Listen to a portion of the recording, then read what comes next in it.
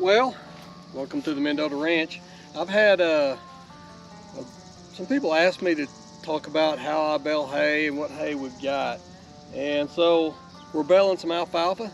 This field here is the one, remember when we had the pig get into it? This is that same alfalfa field, and it's also a new field of alfalfa. I just planted it with my helicopter, where I spread it with my helicopter. And we don't do that very often, but I did this year. Got a great stand. Carlos is laying the hay down right now. And I'm gonna try to go from swathing to raking to baling.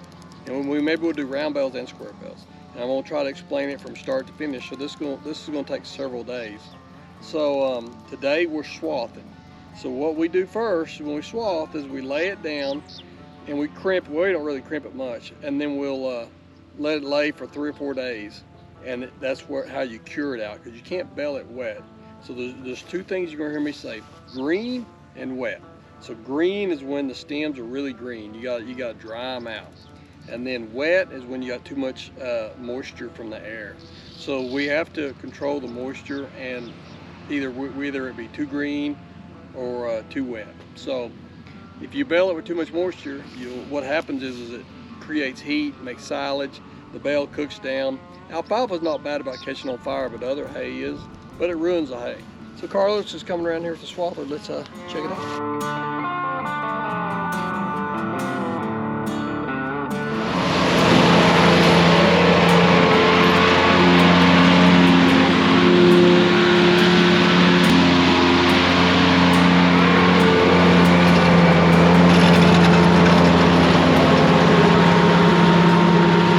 So you can see the hay here. I'm gonna kneel down a little bit.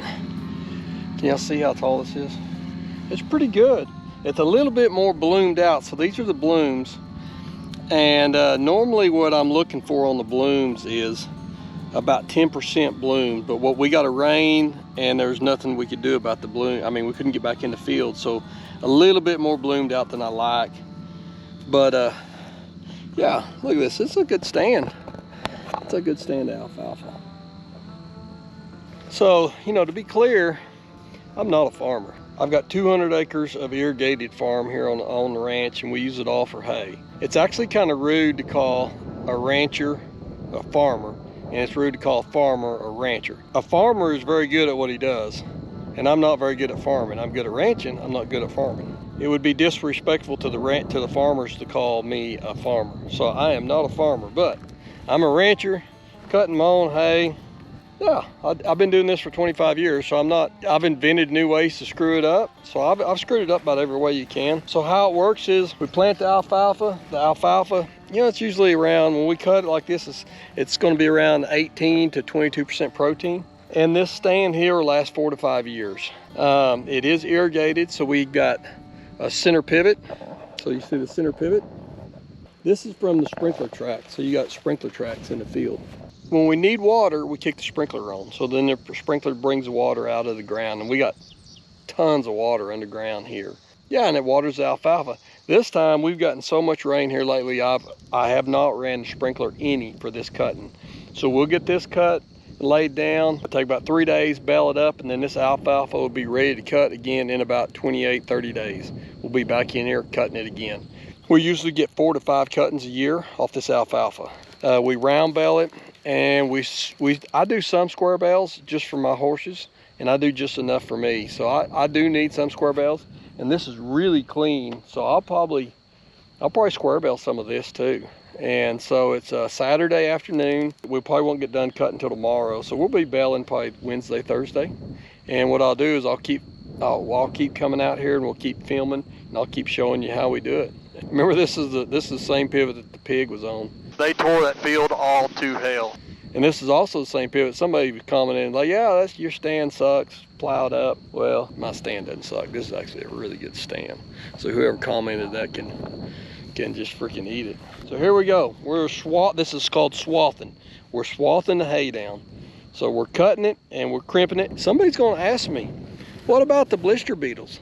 Well, let me go find some blister beetles, and we're gonna talk about blister beetles. It took me about 1 second to find a blister beetle. Looky here. See that guy right there? Whoop, did I scare you? There's another one right there. See him? So they're after the blooms is what they're after. Come here, Mr. Blister Beetle. Got a bumblebee. Over there, got a little bee. Must have a beehive around here. Okay, here comes Carlos again.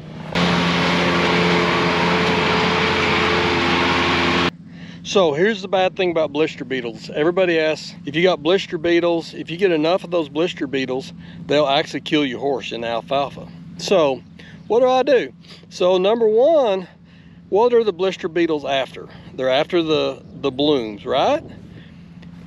And when do the blister beetles show up? They show up 1st of July. They're always the 1st of July. Now my blister beetles are not the bad ones, okay? Mine they're kind of the gray ash ones. It takes like, say 1,100 of them to kill one horse. And you can test them by, if you'll take a blister beetle and like smash it on your forearm, you can tell how bad it is, okay?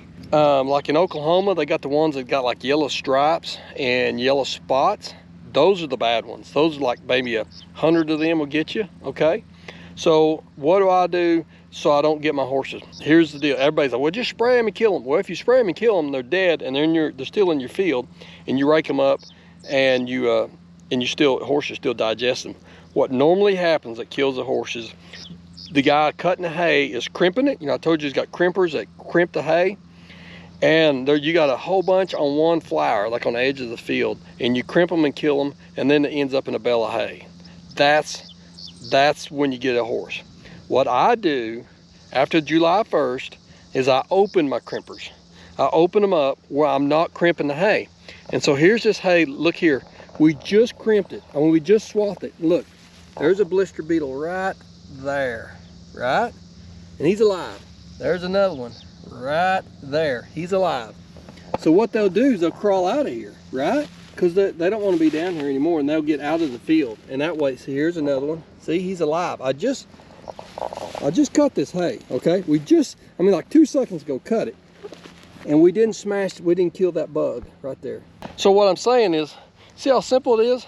The bugs aren't a problem if you don't kill them, right? Oh, look, here's another one. There's another one right there.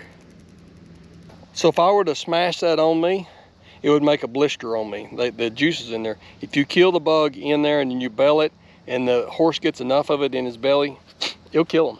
And I'm just kind of looking here, and I'm seeing blister beetles everywhere. The whole ground is just moving. You know, if you make a little common sense, just open your crimpers up, the bugs will crawl out, and you're good. For you horse people that's going to comment about the blister beetles and the alfalfa, that's how you solve the problem. Open your crimpers up, don't smash the bugs. Just cut your hay, let your bugs go. They're fine, they're not going, and we're gonna do that the rest of the season. Well, that's kind of cool. We got a lot of blister beetles, so I can show you that stuff. That's usually it's not the case. I mean, one year they're bad and then one year they're not. They're kind of on and off. So like this hay here, we cut this earlier today, and the bugs have already gone. I don't see one blister beetle. Oh, I see one right there. But they'll get out of here now, especially once it's dry. Once the hay's dry, they're gone. You can't even find one. They'll be out in the pasture somewhere chasing some other flower. I'll tell you what I'm gonna do. I'm gonna stop Carlos when he gets around here, and I wanna show you these crimpers. It's important that you understand what the crimpers do, okay? All right, so I'll stop the swather here. I wanna show you all what the crimper is. So it cuts the hay, and see those rubber deals there? That's what crimps it, okay? And you see some daylight through there, because we have it where it's not crimping, right?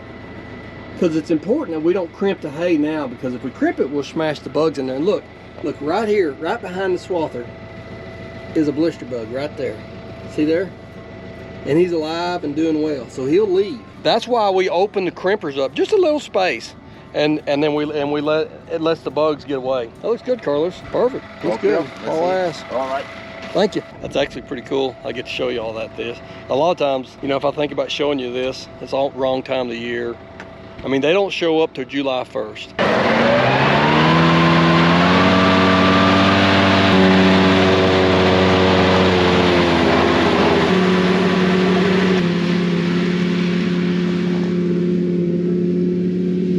All right, so here we go. You know the swathing. You know how we get rid of let the blister bugs out. So now we're just gonna let it sit and cure. Hopefully we don't get any rain on it, and that's part of it. You know, if we get some rain on it, it damages it, but hopefully we get some nice pretty hay to put up. So We'll be back 2 or 3 days. Stand by. It's just really dry. Got a chance of rain and overcast, so that means we're gonna have some moisture in the morning and maybe too much. And the hay got too wet, so we had to quit. We're gaining. Dang it.